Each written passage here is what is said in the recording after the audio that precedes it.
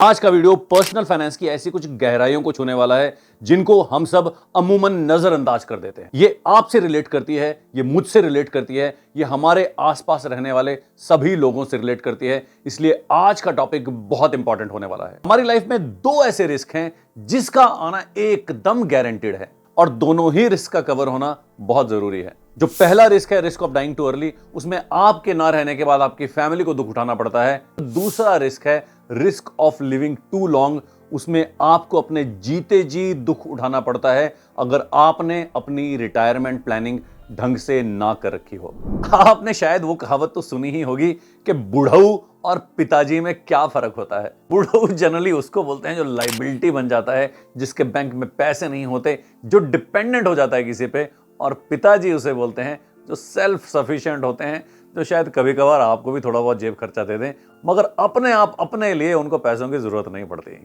आप बुढ़ऊ बनना चाहते हैं या पिताजी बनना चाहते हैं, ये आपके ऊपर है। आज के वीडियो में हम जानेंगे कि रिटायरमेंट प्लानिंग आखिर जरूरी है या नहीं है, हमें करनी चाहिए नहीं करनी चाहिए। कहीं ऐसा तो नहीं हम अपने फ्यूचर के बारे में ज्यादा सोच के अपने प्रेजेंट को खराब कर दें। कहीं ऐसा तो नहीं रिटायरमेंट प्लानिंग जैसी फाइनेंशियल टर्म लोगों ने सिर्फ अपने फायदे के लिए बना रखी हो।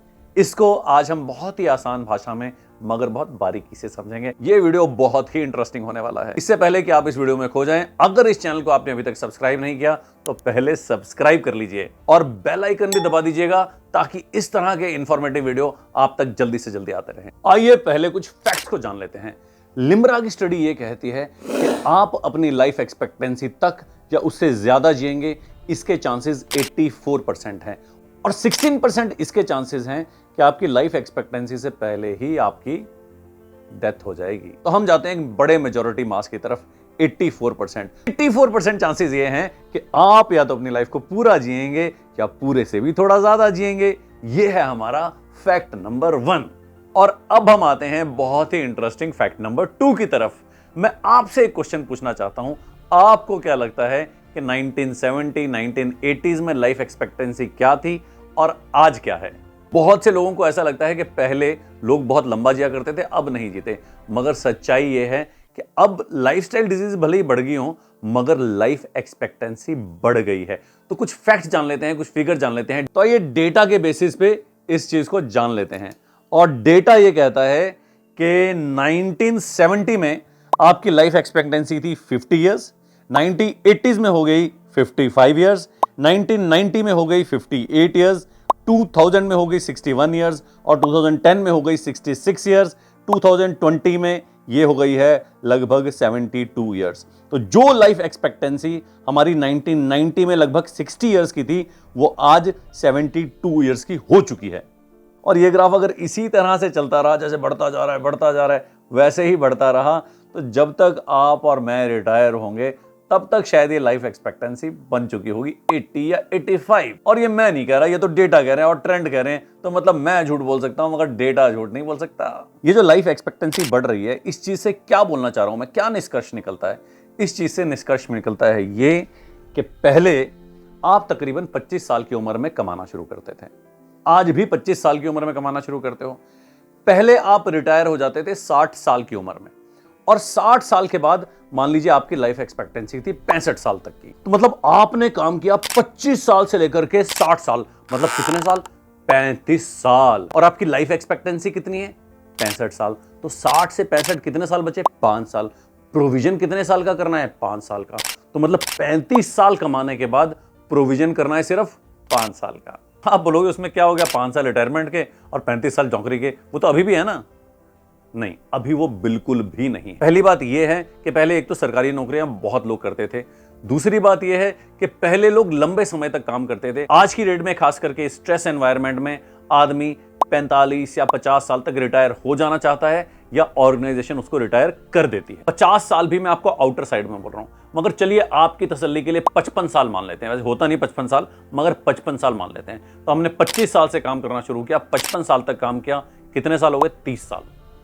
ये तो काम करने के 30 साल हो गए। मगर फैक्ट नंबर 2 याद करो जो थोड़ी देर पहले हमने डिस्कस किया था, वो ये कहता है कि जब तक हम लोग रिटायर होंगे तब तक लाइफ एक्सपेक्टेंसी हो चुकी होगी 80-85 साल। तो 55 साल में हम रिटायर हुए, 85 साल तक जीना है, कितने साल का प्रोविजन करना है? 30 साल का। अब मान लीजिए 85 भी नहीं होगा, 80 ही होगा, तो 25 साल का तो प्रोविजन करना है ना। पहले आप 35 साल काम कर रहे थे, 5 साल का प्रोविजन करना था। आज 30 साल आप काम कर रहे हो और 25 साल का प्रोविजन करना है। मतलब 30 साल काम करने पे 25 साल का प्रोविजन, बहुत टफ है। इसके ऊपर एक और गुगली है, और वो गुगली ये है कि जहां पहले ज्यादातर लोग ज्वाइंट फैमिलीज में रहना पसंद करते थे, आज की डेट में न्यूक्लियर फैमिलीज का ट्रेंड बढ़ता जा रहा है। चौंका देने वाला डेटा है, 2017 के डेटा के हिसाब से सिर्फ 16% फैमिलीज ऐसी हैं जो कि ज्वाइंट फैमिलीज के तौर पे रह रही हैं। यह अक्रॉस इंडिया, और शायद ये परसेंटेज अर्बन एरिया से उससे भी बहुत कम होगी। तो चूंकि पहले हम जॉइंट फैमिलीज में रहते थे, बच्चे बूढ़े सब एक साथ रहते थे, तो गुजारा होता रहता था, सब एक साथ रहते थे, वो ट्रेंड था एक। क्योंकि आज बच्चे जो हैं अपने करियर बनाने के लिए बाहर जाते हैं, सिटीज में जाते हैं, वहां पे उनकी न्यूक्लियर फैमिली में भी खर्चे बढ़ते जा रहे हैं, बिकॉज लाइफस्टाइल एक्सपेंसेस बढ़ रहे हैं, बिकॉज इन्फ्लेशन बढ़ रही है। तो उनको अपनी सैलरी से सिर्फ अपनी फैमिली तक का ही गुजारा कर पाते हैं। बच्चे जो हैं वो पेरेंट्स का सहारा नहीं बन पाते। ऐसा नहीं कि उनको बोलते डैडी आप भी आ जाओ, कोई बात नहीं। और उनका लाइफस्टाइल इतना फास्ट है, इतनी ट्रैवलिंग है, इतना कम टाइम वो घर पे बिताते हैं कि चाहते हुए भी वो अपने पेरेंट्स को साथ में नहीं रख पाते। तो फाइनेंशियली, इमोशनली और पर्सनली जो पेरेंट्स को पहले एक प्रोटेक्शन रहता था ज्वाइंट फैमिली में, आज की डेट में वो प्रोटेक्शन कम होता जा रहा है। आप बोलोगे बच्चे सब बिजी रहते हैं, सब ठीक है यार, मगर हमारे बच्चे एक तो ऐसे नहीं, और दूसरा हमने सेविंग वेविंग कर रखी है यार, थोड़ी प्रॉपर्टी है, कुछ ना कुछ कर लेंगे, चला लेंगे काम। यही आदमी की कमजोरी है कि जहां उसको ज्यादा पॉजिटिव नहीं सोचना हो ना, वहां कुछ ज्यादा ही पॉजिटिव सोच लेता है। आपको कुछ फैक्ट बताता हूं, फिर आप डिसीजन ले लीजिए खुद से कि क्या सही है क्या गलत है। और ये फैक्ट ये कहता है कि जितने भी लोग रिटायर होते हैं, उसमें से सिर्फ 1% लोग ऐसे होते हैं जो वेल्दी होते हैं, जो इतने पैसे होते हैं जिनके पास, जो रिटायरमेंट भी आराम से जीते हैं, किसी और की नौकरी भी लगाते हैं। मतलब जो बड़े बड़े होते हैं ना, इंडस्ट्रियलिस्ट वगैरह, उनकी बात हो रही है यहाँ पे। सिर्फ 4% ऐसे लोग होते हैं जो अपनी लाइफस्टाइल को मेंटेन कर पाते हैं रिटायरमेंट के बाद। 23% लोग ऐसे होते हैं जिनको रिटायरमेंट के बाद भी बूढ़ी उम्र में ना चाहते हुए काम करना पड़ता है। काम करना पड़ता है, वो चाहते नहीं। 23% मतलब बड़ी पॉपुलेशन है। 9% लोग ऐसे हैं जिनकी रिटायरमेंट के बाद जल्दी ही डेथ हो जाती है। मगर 63% लोग ऐसे हैं जिनको पूरी जिंदगी संघर्ष करने के बाद बुढ़ापे में किसी ना किसी पे डिपेंडेंट रहना पड़ता है या चैरिटी पे जीना पड़ता है। आप बोलोगे उसमें क्या हो गया यार, मतलब किसी पर डिपेंडेंट रहना ऐसी कौन सी बड़ी बात होगी, मेरे बच्चे ना संभाल लेंगे, बहुत लायक बच्चे हैं मेरे। जिन पेरेंट्स को ऐसा लगता था उनके लायक बच्चे हैं, उनके साथ रहने वाले हैं, उनके भी कुछ फैक्ट देख लेते हैं। इन 63% लोगों के साथ क्या 3-4 चीजें घटती हैं, आइए ये समझते हैं। और ये 3-4 चीजें म्यूचुअली एक्सक्लूसिव नहीं है, किसी के साथ एक घटती है, किसी के साथ 2 घटती है, किसी के साथ 3 घटती है, किसी के साथ सारी घटती है। तो ये क्या क्या चीजें होती है? ये लोग जो किसी पे डिपेंडेंट हो जाते हैं उस एज में, जब इनको पीस में जीना चाहिए, घूमना फिरना चाहिए, बच्चों के साथ खेलना चाहिए, इनमें से 31% लोग अब्यूज का शिकार होते हैं, बदसलूकी का शिकार होते हैं, बदतमीजी का शिकार होते हैं। और इससे भी घिनौनी बात यह है कि 24% लोगों को यह अब्यूज डेली सहना पड़ता है, रोज रोज सहना पड़ता है। और सबसे ज्यादा चौंका देने वाला सच यह है कि ये जो लोग अब्यूज करते हैं, इसमें से 56% लोगों को अब्यूज उनका खुद का बेटा करता है। वो बेटा जिसके लिए उन्होंने पूरी जिंदगी संघर्ष किया, ओल्ड एज में जब उनका सहारा बनने का टाइम आया, वही बेटा उनको अब्यूज करता है। बहू नहीं करती, बेटा करता है, आपका खुद का बेटा। और वही जिंदगी का एक समय ऐसा होता है जब पिताजी बन जाते हैं बुढ़ऊ।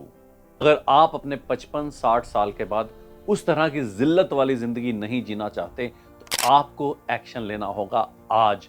आपको अपनी रिटायरमेंट की प्लानिंग आज, और जितनी यंग एज में आप प्लानिंग शुरू करेंगे, उतनी जल्दी आप इस प्लानिंग को पूरी तरह से कर पाएंगे। रिटायरमेंट के टाइम हमारे पास कितना कॉर्पस होना चाहिए, उसको कैसे जमा करना चाहिए, कैसे रिटायरमेंट का बड़ा कॉर्पस बना सकते हैं, इसके लिए ऑलरेडी मैं 2-3 वीडियोस बना चुका हूं। उनके लिंक मैं डिस्क्रिप्शन बॉक्स में डाल दूंगा। आप वहां जाकर के उन वीडियोस को देख सकते हैं, समझ सकते हैं कि रिटायरमेंट के लिए क्या जरूरी है, कितना पैसा जरूरी है। हो सकता है कि आपके बच्चे उन कुछ एक्सेप्शंस में से निकलें जो आपके बुढ़ापे का सहारा बने। हो सकता है कि आपकी जिंदगी इतनी खराब ना हो जितनी ज्यादातर लोगों की होती है, मगर फ्यूचर को प्रिडिक्ट करना आज की डेट में असंभव है। आपने बागबान मूवी देखी होगी, आपने अपने आसपास बहुत सारे ऐसे लोग देखे होंगे जिन्होंने बहुत आशाएं रखी थी, मगर हुआ कुछ और। जो लाइफ है ना, जिसमें एल से हमारी लैंडिंग होती है और ई से हमारा एग्जिट होता है, लैंडिंग और एग्जिट के बीच में जो इफ आता है, IF, ये बहुत बड़ी अनसर्टनिटी से भरा हुआ है। रिटायरमेंट की अनसर्टनिटी से जूझने के लिए आपके पास रिटायरमेंट कॉर्पस होना चाहिए। रिटायरमेंट की अनसर्टनिटी से जूझने के लिए आपको तैयारी अभी से करनी होगी, आपको कॉर्पस आज से ही बनाना होगा। अनफॉर्चुनेटली मैंने देखा है जो लोग फाइनेंशियल सेक्टर में भी काम करते हैं उसमें से भी काफ़ी लोगों का रिटायरमेंट प्लानिंग का प्रोविजन नहीं हुआ होता। काफ़ी लोगों को तो अवेयरनेस ही नहीं होती।